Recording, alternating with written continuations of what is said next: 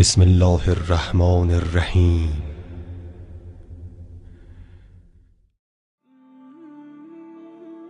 لفظ امام کا مطلب قیادت ہے، چاہے امام آپ کو اچھے راستے کی طرف لے جائے یا برے راستے کی طرف، معنی کے اعتبار سے اسے امام کہتے ہیں۔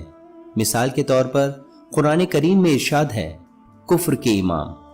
جو شخص نماز جماعت کی قیادت کرتا ہے اسے بھی امام کہتے ہیں۔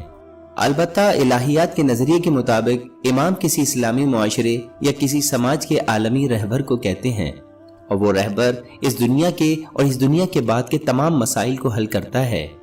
اگر ہم شیعہ اور سنی مکتب فکر کے امامت کے درمیان 3 بنیادی فرق دیکھیں تو اس کے مطابق مکتب تشیع اس پر یقین کرتے ہیں کہ نمبر 1، امام کو اللہ تبارک و تعالیٰ کی ذات ہی منتخب کرتی ہے۔ نمبر 2، امام کے پاس اللہ تعالیٰ کی جانب سے عطا کیا گیا علم ہونا چاہیے۔ ایسا کوئی دوسرا امام لوگوں کو اللہ تعالیٰ کی طرف نہیں بلا سکتا کہ جس کے پاس دین اسلام کے قواعد اور مسائل کے جواب نہ ہوں۔ جیسا کہ تاریخ میں کچھ واقعات ایسے ملتے ہیں کہ کچھ خلفاء نے اپنے دور خلافت میں اپنے آپ کو مشکل میں ڈال دیا تھا، کیونکہ ان کے پاس لوگوں کی طرف سے پوچھے گئے کچھ سوالوں کے جواب نہیں تھے۔ نمبر 3، امام ہر قسم کے گناہ سے محفوظ ہوتا ہے اور معصوم ہوتا ہے، اور یہ وہی نظریہ ہے جو ہم نبوت کے بارے میں بیان کر چکے ہیں۔ سوال، اگر امام کوئی غلطی کرے تو کیا لوگ اس پر یقین کریں گے؟ جواب یہ ہے کہ اگر امام کسی بھی طرح کی غلطی کرے گا تو لوگ اس پر سے اپنا ایمان اٹھا لیں گے، اور اس طرح امام کا کردار اور اعتماد لوگوں میں سے ختم ہو جائے گا۔ مشہور حدیث کے مطابق اگر کوئی مر جائے اور اپنے زمانے کے امام کو نہ پہچانتا ہو تو وہ جاہلیت کی موت مرا ہے۔ ہم سب اس بات پر متفق ہیں کہ ایک امام کا ہونا ضروری ہے، بس ہمیں اس بات کا ثبوت تلاش کرنا ہے کہ اس امام کو اللہ تبارک و تعالیٰ منتخب کرتا ہے یا لوگ۔ لہٰذا مسئلہ یہ نہیں ہے کہ کس کو بطور امام منتخب کیا گیا، مسئلہ یہ ہے کہ امام منتخب کرنے کا حق آخر کسے اور کیوں حاصل ہے۔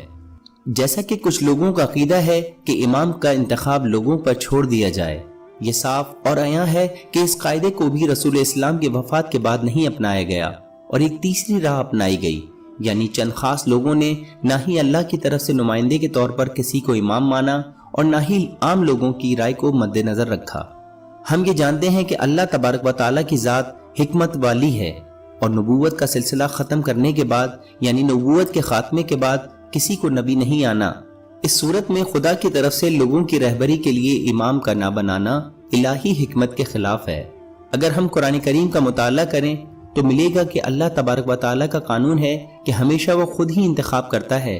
مثال کے طور پر سورہ آل عمران آیت نمبر 33، خدا نے آدم اور نوح اور خاندان ابراہیم اور خاندان عمران کو تمام جہاں کے لوگوں میں منتخب فرمایا تھا۔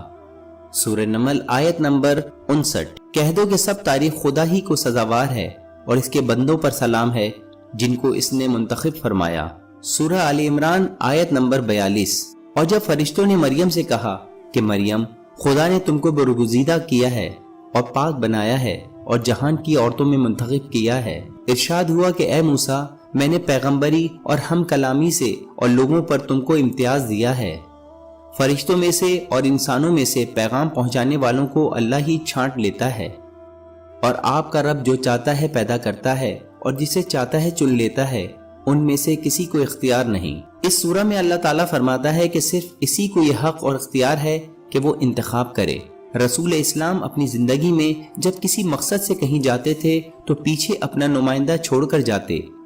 اب جب رسول اسلام ہمیشہ کے لیے لوگوں کے درمیان سے جا رہے ہیں تو یہ کیسے ممکن ہو سکتا ہے کہ رسول اسلام لوگوں کی رہنمائی کے لیے کسی کو بطور امام منتخب کر کے نہ جائیں؟ جو لوگ کاروبار کرتے ہیں وہ 5 منٹ کے لیے بھی اپنا کاروبار بغیر انچارج کے نہیں چھوڑ کر جاتے، بلکہ کاروبار کو کسی کے حوالے کر کے جاتے ہیں۔ کیا یہ بات منطقی ہے کہ وہ رسول اسلام کہ جنہوں نے 23 سال تک دین اسلام کے قیام کے لیے کام کیا، وہ کسی کو منتخب کیے بغیر دنیا سے چلے جائیں؟